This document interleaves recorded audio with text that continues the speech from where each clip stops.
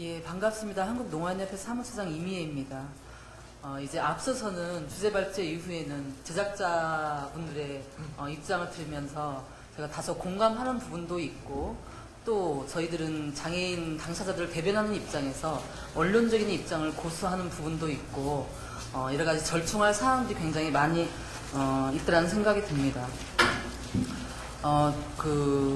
발표하신 내용이나 말씀하신 내용들을 보면 그 중앙지상파 방송에서는 상당히 높은 비율의 자막 방송이 실제 시행되고 있는 것은 사실입니다. 그럼에도 불구하고 여기 계신 모든 분들이 알고 계시듯이 이 방송 매체가 굉장히 다양해지고 또 그 시간들이 굉장히 급격하게 변화함으로 인해서 오히려 시청각 장애인들의 이 방송 접근권은 전체를 놓고 본다라고 하면 오히려 최취약 대상으로 전락하고 있는 그런 현실적인 당사자들의 체감 문제도 저희가 결코 무시할 수 없는 현실이라는 생각이 듭니다. 어차피 저희가 이러한 토론을 하는 이유 자체도 비장애인과 동등한 수준의 접근을 하자라는 전제하는 건데, 그 제작사들의 어떤 현실적인 이런 부분을 저희가 이해를 전혀 못하는 부분은 아니지만, 아까 말씀하신 내용들을 보니까 주로 이제 의무가 아니라 권고의 수준으로 가자는 말씀들을 많이 하시는데, 권고의 경우에는 그 이행 담보를 전혀 보장할 수 없다라는 아주 원론적인 문제에 부딪히게 됩니다. 실질적으로 의무사항으로 해놔도 이게 될까 말까 한 이런 내용들이 상당히 많은데, 이걸 과연 권고로 했을 때 이행이 가능하겠느냐, 이런 부분에서 현실적인 문제에 부딪히기 때문에 저희들은 반드시 이 부분들은 의무로 이행이 돼야 된다는 걸 말씀을 드리고 싶고요. 그다음에 구체적인 내용에 들어가서는 어떤 부분들을 말씀을 드리고 싶냐면, 지금 내용에 보니까 플랫폼 사업자의 경우 VOD 서비스를 잠정적으로 제외한다는 내용이 있는데, 이렇게 되면은 굉장히 방대한 분량의 방송에서 시청각 장애인들이 제외되고 접근할 수 없는 현실적인 문제들이 발생한다는 것입니다. 그리고 또 적용 제외 대상에 있어서도 보면 물론 그 비장애인들의 입장에서는 그 많은 음성 정보의 홍수소에서 살고 계시기 때문에 선택권이 다양하기 때문에 이런 정도의 프로그램은 굳이 장애인 방송을 해야 되냐 이렇게 느낄 수 있겠지만, 계속해서 장애인 방송에서 소외되어 왔던 시청각 장애인들의 입장은 완전히 다릅니다. 공연이나 연주 실황에 있어서도 반드시 언어를 통한 음성 정보는 동일하게 동등한 수준으로 제공이 돼야 된다는 것들이 전제가 돼야 하고요.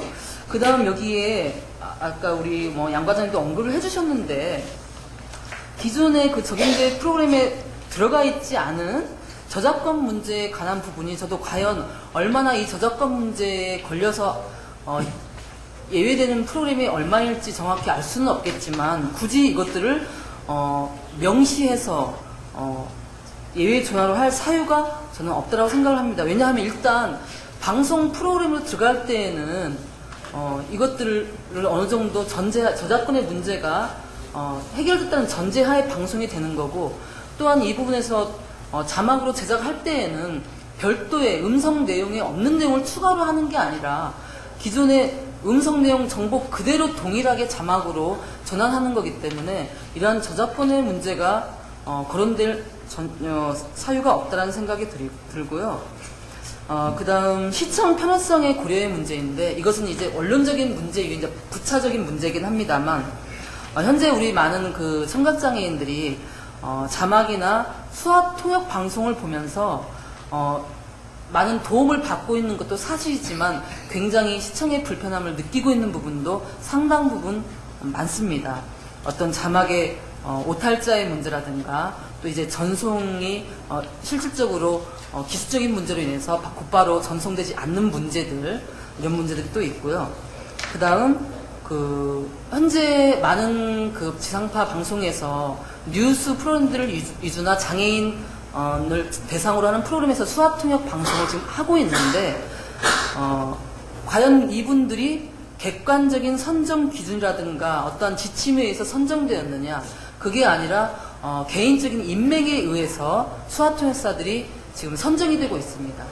그래서 저희가 이렇게 보고 있으면 많은 비장애인들은 그냥 수화를 하고 있으니까 이 방송이 제대로 전달이 되고 있구나라고 오해하고 있지만 굉장히 상당 부분 원 메시지하고 많이 누락이 된 상태로 전달이 된다거나, 물론 그걸 수화통역사들의 문제로만 전가할 수는 없습니다. 왜냐하면 제한된 시간 안에 수많은 음성 정보의 양을 한국 수화로 전달하는 데는 상당히 많은 어려움이 따릅니다. 그럼에도 불구하고 이 원 수화통역 방송을 하는 그 취지 자체가 무색하게 할 정도로 너무 실력이 안 되는 수화통역사들이 수화통역을 방송을 하는 경우가 상당히 심심치 않게 있기 때문에 향후에는 이런 시청 편의성들을 고려할 수 있도록 객관적인 선정의 기준이라든가, 또 어떤 분들이 이것을 과연 심사하고 할 것이냐, 이런 구체적인 운영 방안이 요구되고요. 그리고 이제 수화통역 방송회 같은 경우에는 목표 설정이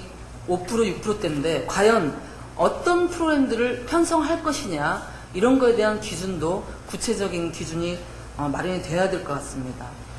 그리고 아까 다른 위원님께서 발표하실 때 수화의 표현 방식의 문제를 말씀하셨는데, 그것은 이제 한국 수화에 대한 많은 비장애인들의 잘못된 인식의 문제입니다. 여러분들도 말씀하실 때 부산 사시는 분들과 서울 사시는 분들 똑같은 한국말을 해도 전달은 되지만 어휘 선택이라든가 사투리가 있듯이 농아인들의 수화 표현의 방식이 달라서 전달이 안 되는 문제는 전혀 없습니다. 다만 수화 통역사가 정말 농아인들이 쓰는 한국 수화를 쓰느냐, 그렇지 않고 단순히 단어만 치환하는 방식의, 여러분들 저희가 콩글리시라는 말이 있잖아요. 저희 수화에도 그런 부분이 분명히 존재합니다.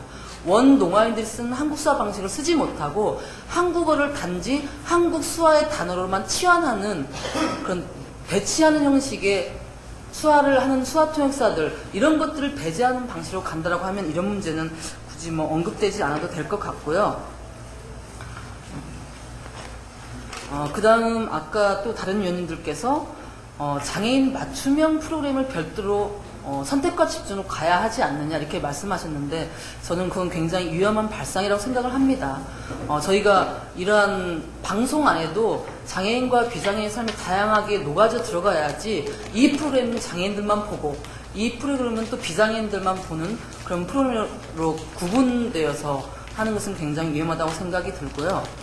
그 다음 이제 그 향후 해결돼야 되는 많은 기술적인 문제들이 있습니다.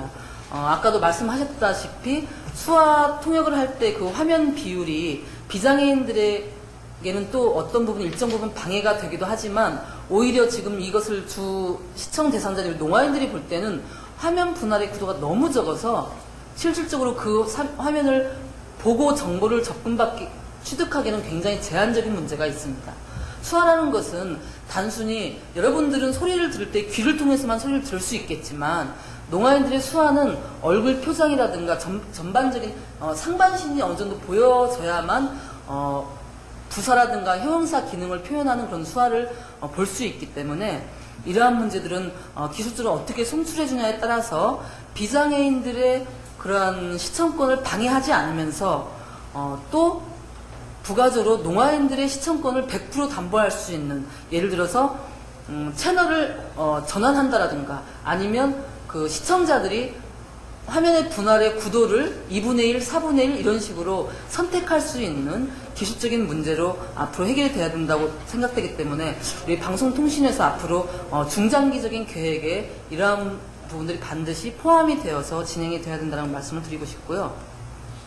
그리고 어차피 이 자리가 장애인들의 방송이나 통신 이런 거에 대한 접근을 논하고 있는 거기 때문에 부가적으로 하나 더 말씀을 드리자면, 오늘 그 장애인 방송 가이드라인에 발맞추어서 저희 TRS 서비스에 대한 가이드라인도 조속히 우리 방송통신위원회에서 준비를 해주셨으면 좋겠고요. 이 제작자 입장에서는 굉장히 부담되는 내용이 될지 모르겠지만, 저희 그 당사자, 장애인 당사자들의 입장에서 보면은 이 지금 내용들은 굉장히 그 방통위에서 제작자들의 환경을 고려해서 유예기한들을 상당히 두셨는데, 그동안도 저희 많은 시청자 장애인들이 방송 접근을 원활하게 하지 못하면서 갖고 있는 굉장히 어려움들이 많이 있습니다. 어떻게 보면 가장 쉽게 접근할 수 있는 이 정보 취득의 도구가 TV가 되고 있기 때문에 원론적으로는 이게 즉시 시행이 됐어야 되는 사항들인데도 불구하고 아마 이제 방통위에서는 제작사들의 환경을 고려해서 일정 정도의 유예기간을 두고 이 부분을 지금 논의가 되시는 것 같은데 이런 부분들이 더 이상의 저희들도 현실적인 것을 감안하기 때문에 유예를 전혀 안 할 수는 없다는 것들에 대해서 동의하지만 더 이상의 유예기간을 두는 거에는 상당히 많은 시청각 장애인의 그 방송 접근에 침해가 되고 있기 때문에 이 부분에 대해서는 상당히 많은 부분들을 당사자들은 그 양보한 부분이라는 것들을 감안해 주셨으면 좋겠다라는 것을 내용으로 제 의견을 정리하겠습니다. 네, 안녕하세요. 한국시각장애인연합회 미디어 접근센터장 황덕경이라고 합니다. 반갑습니다.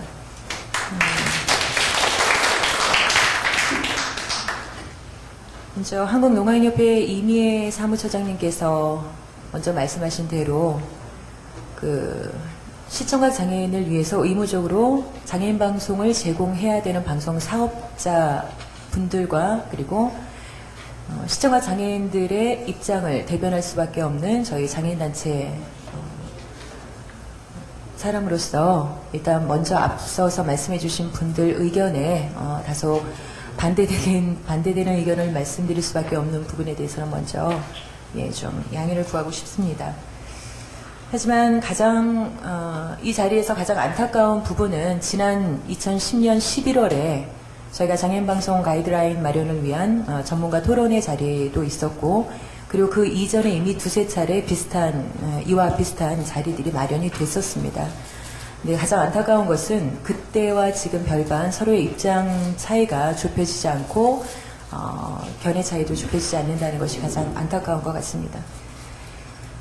일단 몇 가지 저희 장애인 당사자 입장에서 드리고 싶은 말씀 간단하게 말씀드리겠습니다. 먼저 KBS 편성기획부의 김호석 연구위원이 말씀해 주신 규제보다는 권고로 가야 한다. 물론 이 규제보다는 권고로 가야 한다는 것은 다른 분들도 대동소이하게 말씀하신 부분인데요. 이 부분에 대해서는 지난 11월에 있었던 인터뷰 토론회 때 하정원 교수님께서 하신 말씀이 가장 먼저 생각이 나네요. TV가 참 그 당시에 이런 말씀을 하셨어요. 제가 굉장히 인상적이었는데 TV가 참 억울하겠다. 사회적, 국가적인 인프라가 워낙 부족하다 보니까 TV의 역할이 더 중요해질 수밖에 없다라는 말씀을 하셨어요. 그런 관점에서는 저희 시각장애인 단체, 그리고 청각장애인 단체, 가장 방송에서 소외되고 있는 시청각 장애인 단체 그 당사자 입장에서 충분히 이 점에 대해서는 저희도 동의를 합니다. 하지만 그렇다고 해서 공공의 개념에서 제공되어야 할 것이 언제까지 단지 권고 조항으로 머물렀을 때 그 실현 가능성이 과연 얼마나 나아질 수 있을까에 대해서는 굉장히 회의적입니다.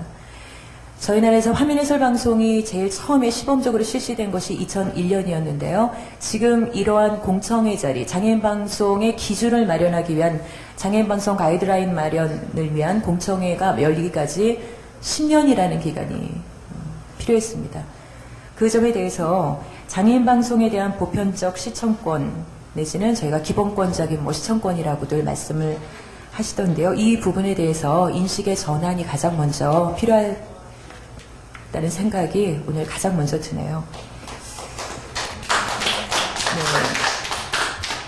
그리고 MBC 편성 부장님께서 해주신 말씀 중에서 DVS 제작이 불가능한 프로그램들이 너무 많다. 불가능할 뿐만이 아니라 불필요한 프로그램들.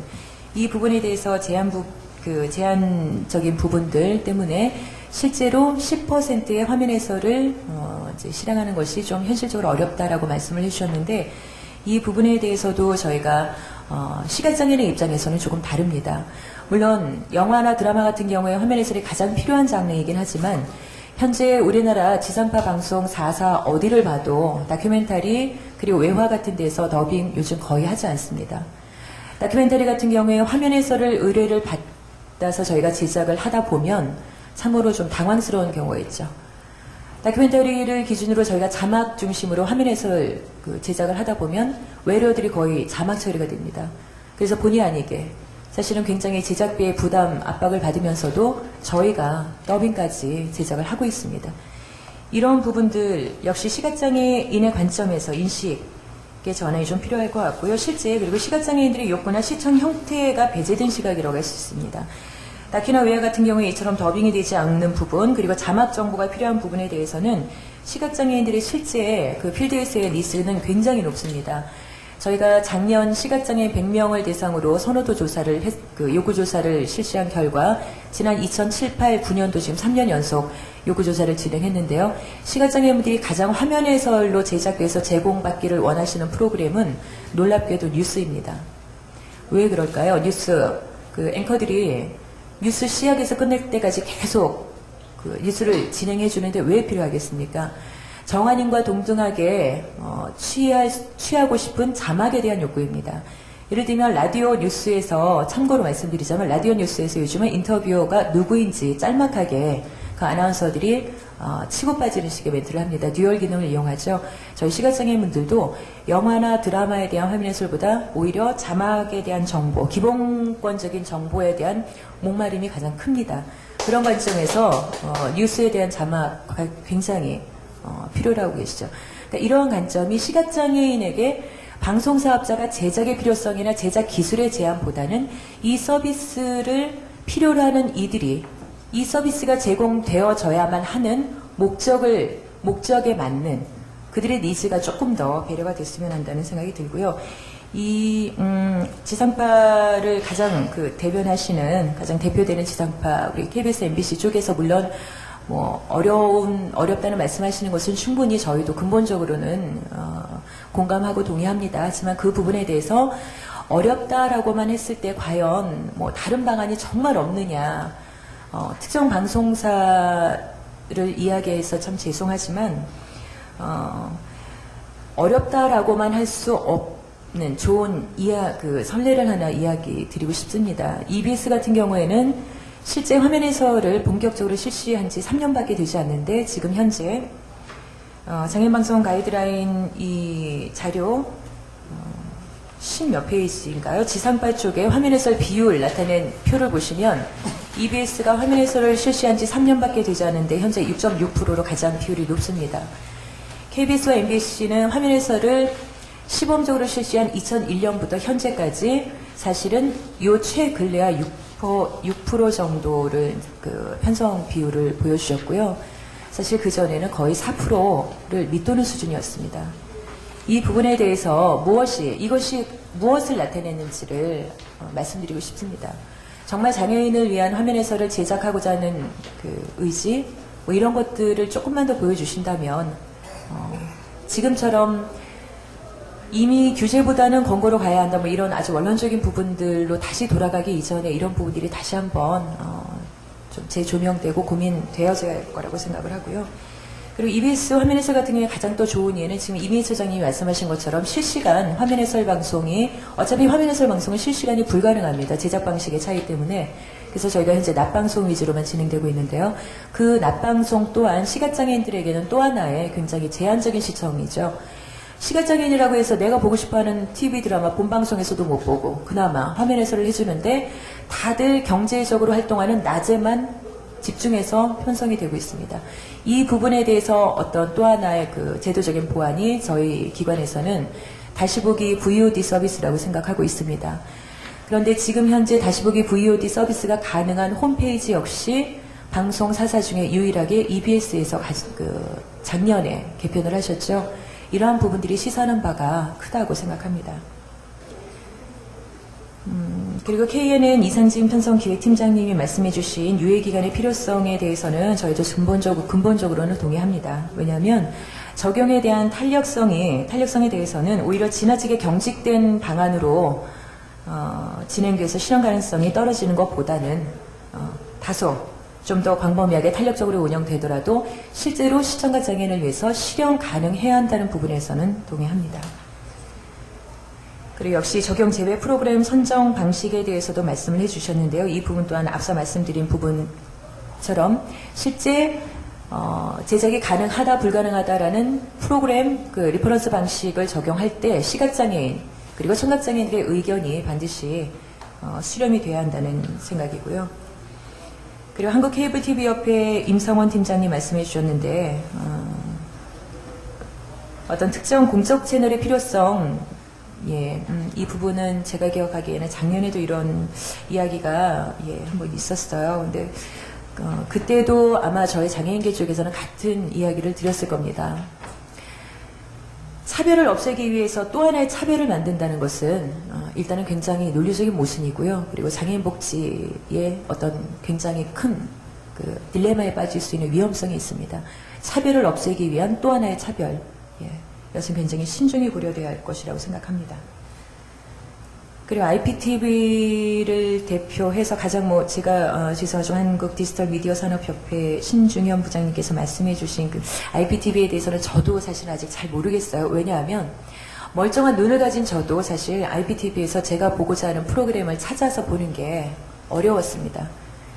하물며 시각장애인과 청각장애인 그리고 리모컨을 누리기 힘든 절지장애인들은 두말할 필요가 없었습니다. 저희가 이 IPTV와 관련해서는 재작년부터 공청회다 굉장히 많은 그 곳에 쫓아다니면서 저희 쪽의 의견을 피력을 했는데요. 사실 IPTV의 프로그램의 다양화, 지금 이제 신중현 부장님께서는 기술적 그 표준화, 그 과제 중심으로 노력을 하고 계신다고 말씀을 해주셨는데요. 사실 시청각장애인 입장에서는 다양한 콘텐츠도 좋고 전송 기술상 기술적 표준 마련도 좋지만 가장 근본적으로 시각장애인 입장에서는 IPTV를 보고자 했을 때 TV를 끄고 켜는 기능 외에는 아무것도 할 수가 없습니다. 화면에 나타나는 콘텐츠에 대해서 음성 지원을 하지 않는 이상은 사실 무용지물이죠. 수백 수천 개의 다양한 콘텐츠가 있으면 뭐랍니까? 끄고 켜는 기능 외에는 아무것도 할 수 없습니다. 그리고 현재 IPTV의 리모컨 아마 보신 분들은 아실 거예요. 절지장애인들 절대 그 리모컨 버튼 누르지 못합니다. 이 부분에 대해서도 실제 우리 시각장애인분들 그리고 기타 다른 접근의 어려움을 갖고 있는 장애인들의 어떤 근본적으로 지원 가능한 음성 지원이라든가 각종 어플리케이션의 개발이 이 단계에서 같이 논의돼야 된다고 생각을 합니다. 그리고 끝으로 나머지는 오늘 저희가 집중적으로 다루게 된 장애인 방송 가이드라인안에 대한 5가지 의견 간단하게 말씀드리겠습니다. 제가 너무 시간을 많이 썼죠? 죄송합니다. 일단 저희가 장애인 방송 가이드라인안 고시한 추진이 작년 2월에 진행된 것으로 알고 있습니다. 근데 올해 벌써 2011년 5월 사실 기대했던 것보다 참으로 빠른 시간 안에 이런 자리가 마련될 수 있어서 굉장히 감사한 마음을 먼저 전달하고 싶습니다. 방송통신위원회와 한국방송통신 전파진흥원에 가장 먼저 시각장애인들을 위해서 시각장애인들을 대변해서 감사의 말씀 전하고 싶습니다. 장애인방송 가이드라인 안에 가장 발전적인 사안은 저는 이것이라고 생각합니다. 장애인차별금지법과 방송법 간에 존재하고 있었던 법률적인 그 불명확성이 정비된 것. 아까 그 양한열 과장님이 처음 말씀해 주셨죠. 오늘 그 장애인차별금지법 시행령안이 지금 국회에서 오늘 통과됐다는 반가운 소식을 전해 주셨는데요. 그 장애인차별금지법 및 시행령 그리고 현재 문방위에 의결되어 있는 방송법 제69조 개정안에 대해서 감사의 말씀 드리고 싶습니다. 장애인방송 가이드라인안 9페이지 같은 경우에 조금 중요한 부분이 있는 것 같은데요. 채널 또는 장르 특성상 장애인 방송물 제작이 어려운 경우 의무 부담 조정이 가능하다. 물론 이러한 어떤 특정 형태에 대해서 실제 시청각 장애인을 위한 장애인 방송 제작이 어려운 부분에 대해서 면책 혜택이 주어지는 것은 근본적으로 동의합니다. 하지만 그 과정이 일방적일 수 있는 위험성에 대해서는 경계해야 한다고 생각합니다.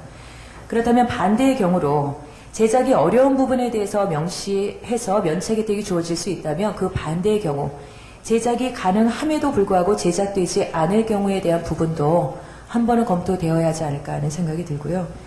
그리고 어떻게 보면 가장 중요한 부분인 것 같은데요. 홍보. 사실 현재 굉장히 나름대로 지금 KBS, MBC, SBS, EBS 그리고 현재 OBS도 저희가 2달 전에 화면 해설을 첫 실시를 하고 계시는데요. 이 화면 해설 방송에 대해서 적극적으로 홍보가 이루어지지 않고 있습니다. 아주 극단적인 예가 사실 작년에 전파진흥원에서 진행하신 09년 장애인방송 편성 및 이용 실태조사를 보면 나타납니다. 결과가 나타나 있습니다. 화면 해설 방송을 알게 된 경로를 묻는 질문에 장애인단체를 통해서가 27%, 복지관 직원을 통해서가 22.8%, 주변 사람을 통해서가 22.5%, 그리고 방송사 홍보 프로그램을 통한 인식이 13.0%였습니다. 화면 해설 방송을 포함한 장애인 방송들이 사실은 우리 장애인들만의 리그가 된다는 얘기죠. 이 부분에 대해서도 실제 장애인 방송을 제작해서 송출하고 계신 우리 방송 사업자분들이 좀 더 널리 알릴 수 있는 방안들이 좀 마련이 됐으면 합니다. 그리고 네 번째, 장애인 방송 편성에 대한 평가 부분인데요. 12페이지, 12페이지에 명시가 되어 있습니다. 그 부분에 대해서 가장 간과돼서는 안 될 부분은 양적 평가만이 아니고 반드시 질적 평가가 함께 주어져야 된다는 의견입니다. 쉽게 얘기하면 10% 유예기간까지 포함해서 2013년이든 14년이든 15년이든 실제로 장애인 방송, 특히 화면 해설 방송 10% 달성을 한다. 근데 이것이 양적 측량에서만 머물러서는 안 되는 것은, 예를 들면 지금 현재 지상파 방송 중에 어떠한 프로그램들은 시각장애인들이 일반인들은 굉장히 이슈가 돼서 재밌게 보고 있는 드라마인데도 불구하고 우리 시각장애인 분들은 홀수만 화면 해설로 보고 계십니다. 어떤 주는 짝수만도 보게 되는 경우도 있습니다. 편성은 하지만 편성 자체, 기획 단계 자체 어떤 일반인들도 굉장히 즐겨 보시는 드라마를 왜 시각장애인이라고 해서 홀수만 보고 짝수는 볼 수가 없는지, 이 부분에 대해서는 조금 저희 현장에서는 굉장히 시각장애인 우리 시청자들에게 불만 접수 사항이 굉장히 강하게 나타나는 상황이고요. 이런 측면을 고려할 때 실제 장애인 방송에 대한 평가를 진행했을 때 반드시 양적 평가뿐만이 아니고 질적 평가가 진행돼야 된다는 생각입니다. 이 부분 역시 09년 장애인방송 편성 및 이용 실태 조사에 보면 화면 해설 방송의 전반적인 만족도 및 세부 속성별 만족도 요약표를 보시면 드러납니다. 편성 시간량에 대한 불만족률이 42.9%고요. 편성의 다양성에 대한 불만족률이 46.1%로 나타나고 있습니다. 참고로 말씀드리겠습니다. 그리고 끝으로 오늘 국회에서 통과된 장애인차별금지법 시행령과 관련해서 오늘 이렇게 좋은 장애인방송 가이드라인 마련을 위한 공청회가 마련됐듯이 이미애 차장님께서도 한번 언급하신 것처럼 장애인 통신 서비스 접근 방안에 관해서도 심도 있는 논의와 연구가 진행되어야 한다고 봅니다. 이상 마치겠습니다. 아마 여기 계신 분이 아시는 분이 계시겠지만 국가인권위원회의 이런 토론에 참가했는지 유의해야 계실 수 있을 거라는 생각이 저희 위원회는 장애인차별금지법과 관련된 차별 판단 시행기구에서 차별적 판단을 했을 경우에는 여기서 권고를 하고 권고가 만약 이행되지 않을 경우는 법무부에 3천만 원의 과태료를 부과하겠습니다. 그럼 이런 방송적 권고와 관련돼서는 어떠한 이 방송적 권고와 관련돼서는 이 장애인차별금지법에는 유예기간을 두고 있지 않습니다. 지금 여기 계신 모든 분들이 유예기간을 말씀하시고 그다음에 권고라고 이야기를 하시는데 저는 누구의 편을 들고자 나온 것이 아니라 법에 대해서 이야기를 하고 법에 대한 취지를 말씀드리고 여기에 대해서 어떻게 균형을 잡아야 되는 걸 말씀드리고 싶습니다. 이 법에서는 벌써 방송사업자들에 대해서 정보적 공과 관련, 특히 방송적 공과 관련돼서는 의무를 부과하고 있습니다. 부과가 안 되고 있는 것은 현재 의무가 되어 있습니다. 권고를 하지 않습니다. 근데 이것에 대해서 인지를 못하고 계신 분들이 제일 많으신 것 같습니다. 그럼 여기와 관련된 진정이 들어오지 않았느냐 하면 진정이 많이 들어왔었습니다. 저희 위원회가 들어왔는데 이것을 판단하는 데 있어서 참여와 관련해서 두 가지 예외적 사유가 있습니다. 하나가 현저히 곤란한 사정이고 또 하나가 과도한 부담입니다. 아마 여기 계신 모든 분들이 오늘 나왔던 이러한 내용과 관련돼서 진정이 있을 것 같아요. 장애 당사자와 피진정 방송국 간의 이러한 답변들이 저희 위원회에 접수가 되었습니다. 저희 위원회에서 판단을 내리는 아까 말씀드린 대로 좀 더 이 법이 시행되고 났으니 조금의 어떠한 준비 기간이 있어야 될 것 같고 현재로서 곧바로 것을 부과하는 것은 좀 어렵다라고 2008년도에 결정된 몇 가지 사례들이 있습니다. 그런데 제가 지금 여기 와서 들은 거에 따르면 첫째, 이것을 해당 사업자 담당하시는 분들 의무라고 인지를 아예 못하고 계시고요. 두 번째로는 저희가 그때 이것을 차별행위라고 했다고 판단하는 이유는 그 많은 기간을 2008년에 만들어져서 2011년에 됐거든요. 이때까지 그걸 준비를 해주십사라고 말씀을 드린 거였는데, 그럼 부탁을 드린 거라고 볼 수도 있는데, 거기에 대한 준비가 이해하지 않았다는 생각입니다. 아까 노력이라는 표현을 많이 하셨는데요. 이 노력이라는 것 자체는 대법원 판례에 의해서도 적극적인 어떤 조치를 강구하는 것입니다. 그런 적극적인 조치를 강구하고 그래도 안 되는 것이 그게 노력을 하는 겁니다. 그것은 제가 말씀드린 것이나 법원 판례입니다. 그러면은 과연 아까 권고라고 말씀하시고 노력이라고 말씀하셨는데 그런 적극적인 어떤 노력이 있었느냐에 대해서는 한번 생각을 해보실 필요가 있지 않나 생각합니다. 그리고 이번 것을 기화로 해서 아마 저 자신도 돌아가서도 그렇고 이 방송 접근권과 관련돼서는 조금 더 적극적으로 위원회가 조치를 취해야 되지 않나 하는 그런 생각을 많이 하게 되었습니다. 특히 이 가이드라인과 관련해서 말씀드린 것은 저희가 판단을 내릴 때 아까도 말씀드린 과도한 부담이라든지 현저히 곤란한 사정과 관련돼서 저희 위원회도 되게 기준 자체를 세우기가 어려운 부분이 있었습니다. 하지만 이 가이드라인 자체는 아마 저희 위원회가 차별을 판단하는 데 있어서 최소한의 어떤 기준으로서 많은 참고가 되지 않을까 이런 생각을 하고요. 아까 말씀하셨듯이 여러 가지 어떤 좋은 제안들이 있었는데요. 저희가 평가하는 것은 의무로서, 즉 국가가 특히 방송이라는 그러한 어떤 공적 어떤 성격에 관련돼서 의무를 부과했고 그 의무와의 부과에 있어서 예외가 되기 위해서는 과도한 부담과 현저히 곤란한 사정을 충분히 증명을 하셔야 되고요. 그리고 그러한 자체가 상당하고 그다음에 그것이 어떻게 좀 리저너블, 그러니까 좀 그렇게 된다면은 그 자체에 대해서 저희 위원회도 이것을 차별로 보지는 않습니다. 하지만은 단순한 어떠한 앞으로의 노력이라든지 이런 것들 같으면 저희 위원회 벌써 집적이 돼 있거든요. 2008년도에 어떤 노력을 하겠다라고 벌써 제출하셨고, 근데 그것이 이행되지 않고 있다는 어떤 판단이 들어서 약간 좀 마음 한편으로는 약간 좀 무거운 마음이 있습니다. 그리고 다시 한번 말씀드리지만 이 장애인 방송 가이드라인 같은 경우는 저희 위원회가 어떤 이걸 판단할 때 최소한의 어떤 기준으로서 적절하게 저희에게 그 나침판 역할을 해주지 않을까 그런 기대를 해봅니다. 감사합니다. 일단은 지난 일부의 그 토론자들께서 말씀하신 내용들을 제 나름대로 요약해 보면은 그 장애인 방송 편성을 굳이 법으로 정할 필요가 있느냐, 또 유예 기간을 줘야 되지 않겠느냐라는 내용이었다고 생각이 듭니다. 그것을 가만히 생각을 해 보면은 아무래도 그 시청자의 어떤 그 숫자가 적은 것이 가장 큰 원인이 아니겠느냐라는 생각을 해보았습니다.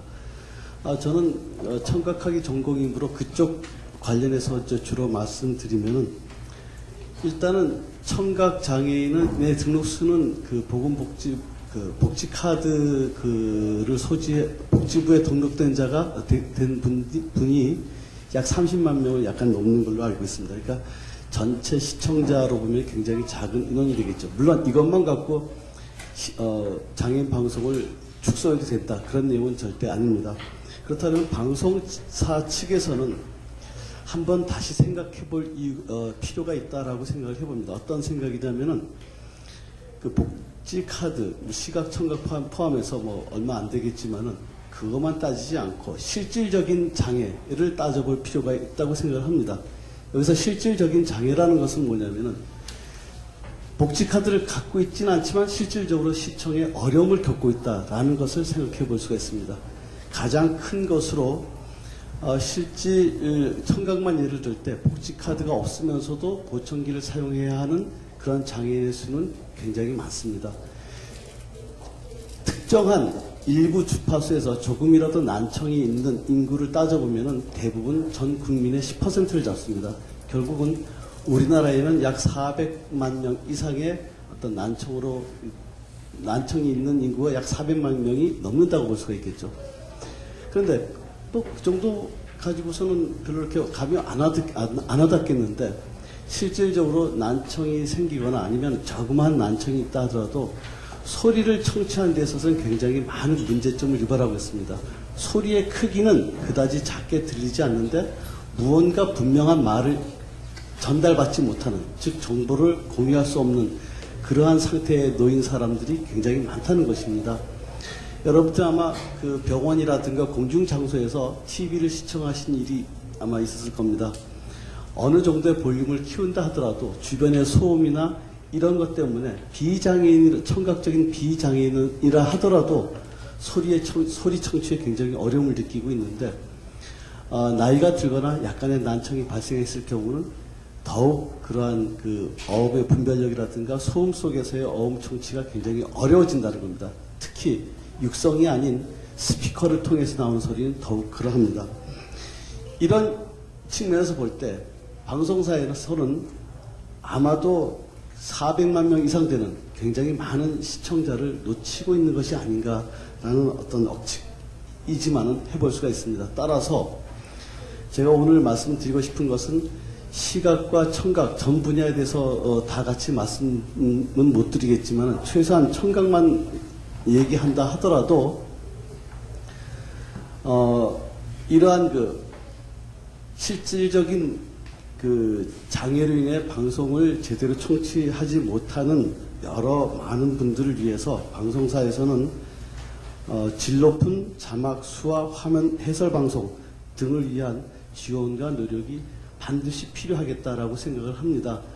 또한 이를 위해서는 각 장애인 관련 단체와의 긴밀한 협조가 또 필요하겠고, 따라서 과연 어떠한 부분이 가려운 부분인가를 파악할 필요도 있다고 생각합니다. 실질적으로 지금 예산 편성을 보니까 각 방송사에서는 뭐 30억 내외의 어떤 그 장애인 방송 관련 예산을 편성해 놓은 것으로 알고 있는데, 저희 학생들 그 취업 선호 기업을 조사해 보니까 뭐 삼성, SK 그리고 각 방송사 이런 종류들이 굉장히 많았었습니다. 굉장히 그 경제적으로도 이렇게 나쁘지 않다라는 판단이었겠지요. 30억이라는 돈은 굉장히 그 적은 그 방송사의 예산 중에서 가장 굉장히 작은 그 부분이라고 생각이 들 때, 저는 이러한 그 앞에 토론자께서 말씀하신 그런 부분 외에도 얼마만큼 장애인 방송에 대해서 관심을 기울이느냐, 사실은 장애인 방송에 대한 전담 부서가 설치되어 운영이 되고 있는지 이런 것도 한번 좀 묻고 싶습니다. 제가 방송을 몰라서 이런 그 무리한 질문을 드렸을지는 모르겠지만, 제가 결론적으로 말씀드리는 것은 좀 더 적극적으로 또 효율적으로 그 장애인 방송을 위한 노력이 더 필요하지 않나 하는 생각으로 말씀을 드렸습니다. 이상으로 마치겠습니다. 의무조항이 아닌 공고사항으로 장애인 방송 서비스를 해야 되는 게 아니냐, 이런 차원을 가지고 한번 생각할 때 아직도 우리 대한민국의 의식이 이 정도밖에 안 되나, 저는 이런 생각을 되게 많이 했습니다. 이제 우리도 선진국 하면 어디, 가난한 나라 돕고 있는 그런 아주 훌륭한 선진국 대열에 이제 반열에 끼고 있는 나라인데, 아직까지도 대한민국의 얼굴을 할 수 있는 우리의 공영 방송사들이 아직도 막 너무 좀 안해한 생각을 하시는 게 아닌가, 그런 생각이 많이 듭니다. 제 개인적으로 볼 때는 편성 규제 차원하고는 뭐 별개의 이야기고, 당연히 의무화가 돼야 될 게 이제까지 안 된 거니까 지금 이제부터라도 빨리 좀 시작해보자 하는 차원에서 온 것 같습니다. 장애인들의 방송 접근권 이 부분은 우리가 혜택적이다, 시혜적이다, 이쪽 뭐 복지 차원에서 볼 게 아닙니다.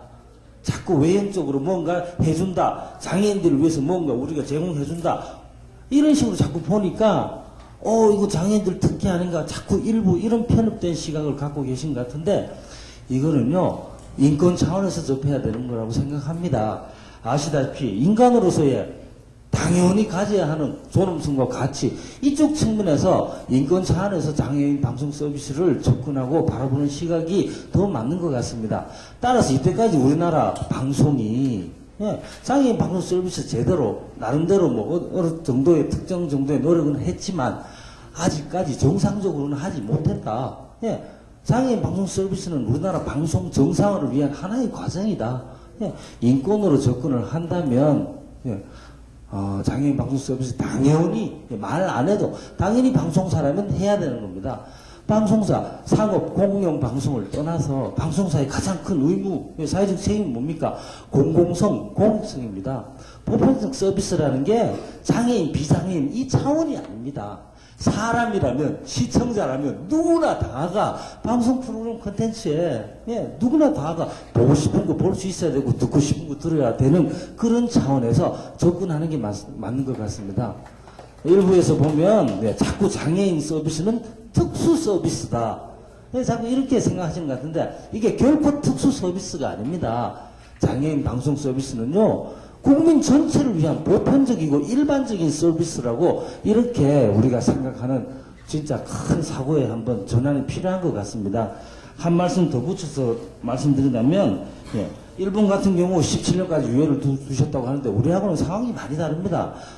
아시다시피 영국 BBC 같은 경우는 상당히 이쪽으로 발전을 나르고 저희들 지금 가이드라인 모델을 잡고 있는 것도 BBC를 잡고 있습니다.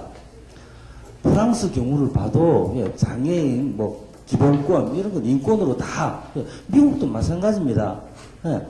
21st Century Communication and Video Accessibility Act 자 거기서만 보더라도 벌써 2010년에도 정보뿐만 아니라 커뮤니케이션뿐만 아니라 모든 통신 관련해서도 장애인에 대해서는 차별이 없어야 된다. 분명히 못 받고 있습니다. 일본 같은 경우도 마찬가지입니다.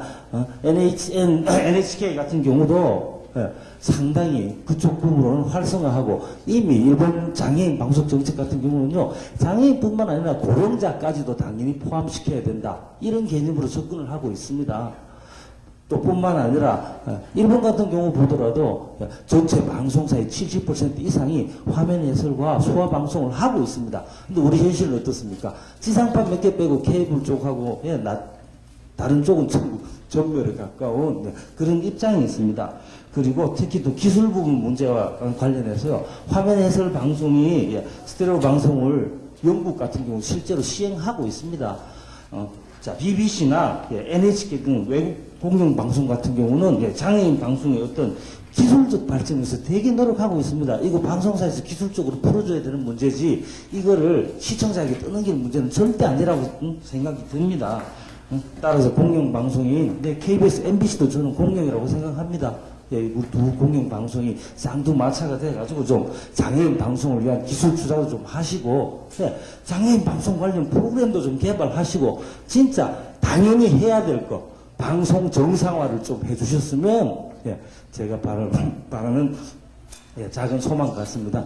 자 이상으로 제발 가이드라인 마련하면서 많은 고민을 하고 또 이 가이드라인 마련하기까지 지난해부터 전문가 토론회라든가 혹은 사업자 의견을 듣는 자리를 마련했습니다. 해서 만들었습니다만 오늘 제가 이 자리에서 또 토론 과정에서 또 좀 더 고민이 필요하다는 부분이 있다는 생각을 또 하게 되었습니다. 그런 점에서 좋은 말씀해 주신 분들에게 감사를 드리겠습니다. 먼저 다만 몇 분이 말씀하신 대로 방송사에서 말씀하신 대로 이 권고 사항을 해야 되나 이 문제는 오늘 이미 논의할 자리가 아닌 거라고 생각됩니다. 왜냐하면 이미 방송법이나 장애인차별금지법에서 사실상 의무사항으로 되어 있는 상황이기 때문에 다만 그 범위 내에서 어떻게 이 문제를 잘 풀어갈 것인가 문제로 논의를 집중해야 되지 않겠나 생각이 듭니다. 그리고 기본적으로 방송법상에도 방송의 공공성이나 공적 책임 부분이 이미 오래전부터 명시가 되어 있고 그 틀 하에서 방송을 하고 계시기 때문에 그 논쟁보다는 오히려 구체적인 방법상의 문제로 가야 되지 않겠나 생각을 합니다. 구체적인 방법에서 주로 지금 논란이 되는 것은 역시 크게 시기 문제와 그리고 대상 문제가 아닌가 생각이 됩니다. 그래서 하나 더 붙이면은 지역방송이라든가 이런 환경이 어려운 방송사에 대한 그 제작 지원을 좀 늘려야 되는 문제가 있다고 생각됩니다. 시기 문제에 있어서는 이게 이제 왜 또 지난번 전문가 토론이나 이럴 때보다 좀 더 당겼느냐는 얘기도 합니다만, 역시 이 시기 문제는 이 수요자 입장과 또 공급자 입장이 다르다고 봅니다. 그래서 방송통신위원회에서는 이 어느 지점에서 현실적으로 수용 가능하고 현실적으로 집행 가능한가 부분을 고민을 했습니다만은, 사실상 한 해에 늦춘다고 해서 또 이 당장 이 쉽게 또 될 문제는 아니라고 생각됩니다. 그리고 적용 대상 문제도 역시 이 입장이 오늘 이 자리에서도 이미 드러나 있습니다만 입장이 여전히 팽팽한 것 같습니다.